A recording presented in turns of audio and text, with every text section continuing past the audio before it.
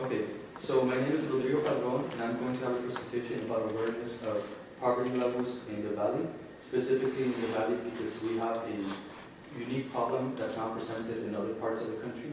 So to start off, I'm going to state that the economic analysis accounted for the counties in the Valley to be among the poorest in the whole country. So what that means is that our counties make up the Valley. They're among the 30 poorest counties in the whole country. And it may not seem like that much, but if you take into consideration that there are over 30,000 counties in the whole country, we are among the 1% lowest income counties that make up the Valley. So the Valley is made up of very poor regions compared to the rest of the country. To state an example of that, the national average household income is $60,000. So an average American household income is going to make $60,000 per year, and that's compared to $25,000 in Hidalgo, which is part of the Valley. So that's less than half of the national average. So the specific reason why the Valley suffers a lot from the high poverty rates is because of the education levels that are very low in the Valley. So I believe that if we have programs that help students and encourage them to go to community college and colleges in general, then the poverty rates are obviously going to go down in the Valley, since that's the #1 factor for household income. So another issue that is present in the Valley, even among populations that are educated, is that immigrants, when they're first, second, or sometimes third generation immigrants, they still struggle a little bit more with economic issues when it comes to families that have been established in the United States for a long time. So, for example, the Valley is made up of a large portion of immigrants, first and second generation.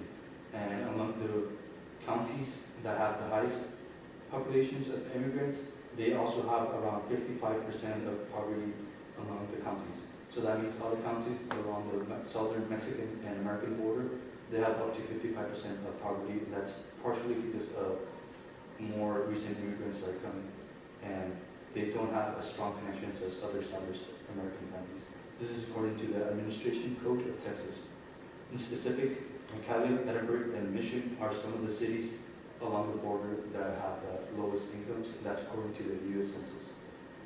So the reason I mentioned that education is the #1 factor for household incomes is because Hispanics overall in the whole country, national average, have an average of $43,000 for the income of households. So that means the average Hispanic household makes $43,000, but they only are enrolled in college to 35%. So only 35% of Hispanics are able to go to college. And you can see there that a lower college enrollment is going to be hand in hand with a lower household income. And this can be shown when you see white Americans make $62,000, which is considerably higher than Hispanics' household incomes, and they are enrolled in college at 42% rates. That means 42% of white Americans are able to go to college and they have higher household incomes. And when you take into consideration Asians, they have 78 average of 78,000 household income, and they're enrolled 68% higher in college enrollment. So that means 68% of Asian Americans are able to go to college, and that also shows when they have higher income in the families. In specific, when you talk about bachelors, Hispanics only make up 15% of the rates. So for example, out of the Hispanics, only 15% of Hispanics are able to have a 4-year degree program, and that's lower than all of the other ethnicities in the United States.